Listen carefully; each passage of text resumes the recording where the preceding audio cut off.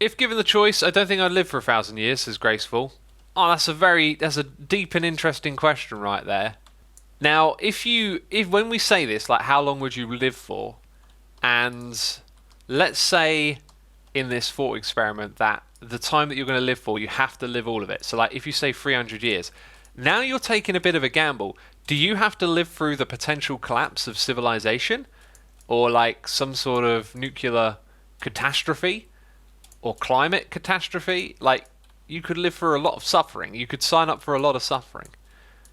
And but if you could live for 300 years but choose to take your own life, or basically still be fallible, you're immortal but you're fallible. So that's what elves are in Lord of the Rings, right? They can live forever, but they can also be killed. Then I would take that one, because then you could stick around for as long as you wanted. And then when it's like, oh, do you know what? I've been alive for several hundred years. I think I'll do the off. You know what I mean? I've had enough of this. I'll take that option. I would not sign up for X amount of years. It could be that we miss out on paradise. Maybe technology solves all of our problems and we all go live in the Matrix. But I ain't gonna take that risk. Sorry, not gonna take your offer up on 300 years. Theoretical being that can offer it to me. If your body lives forever but your mind doesn't, is it really living? That's a good question. These are the deep questions right here. These are the things. Way of Light says Matrix equals paradise. I mean, I'm joking that we would have a Matrix to create our own paradise, right? You could argue that if it's false reality, it's not. I really genuinely think if you could simulate a reality and manipulate it and then live inside of it in a Matrix, I think I'd be happy with that. Gotta be fair, I think I'd be happy with that. Then again, if you knew what was outside of that and maybe there was like problems in the world that creates that world, then maybe it wouldn't be. But as for the whole body and mind question that was just asked, it's a very good question. The thing is, over time your body changes and replaces itself. Like, if you're older than 10, I don't know what the exact number is, right? This is an example, but like, your body replenishes every cell. I've got a feeling there might be an exception for parts of the brain, but your body replenishes itself.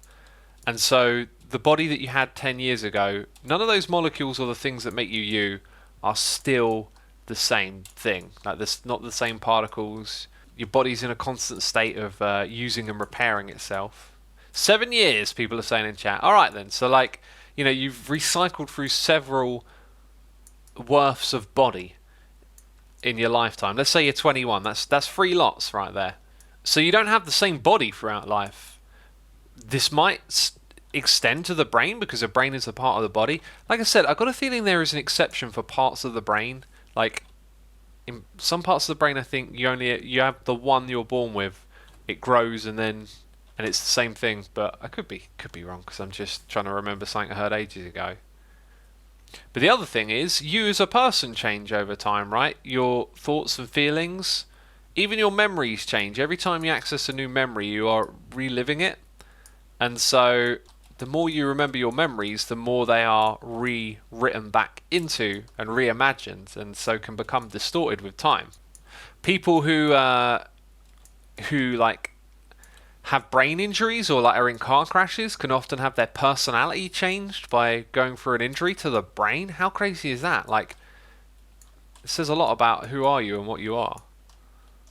That someone could knock you on the head and you become a different person. Like, what does that mean? Like, we're fragile. It's all in the head. If I would live for 300 years, I would decide on a mega project that is a passion of mine and make sure I could complete it before the end. That's a cool idea. Playing the long game. I like it. Badger says, Loex, people never change. They never change in the slightest. If they never changed, I mean, you are a living contradiction because you just typed a message. That requires movement. That requires change right there. Oh, what a hypocrite. You're typing on a keyboard. Jeez. Were you breathing? That's change. Oh, what a hypocrite. Cuplex says, thought experiment from Doctor Who. You have a broom. The handle breaks. You replace the handle. That the brush then breaks. And then you replace the brush. Is it the same broom as it originally is?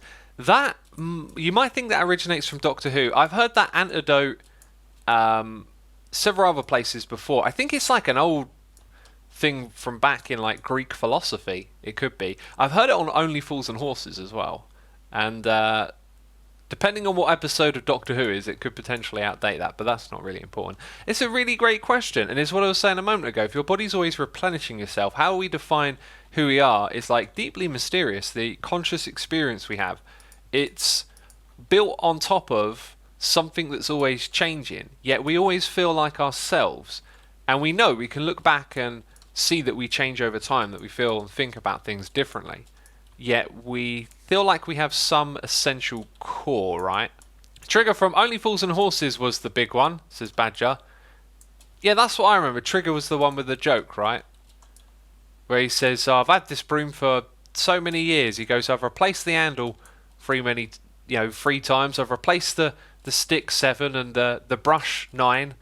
And then they're like, well, how's it the same broom?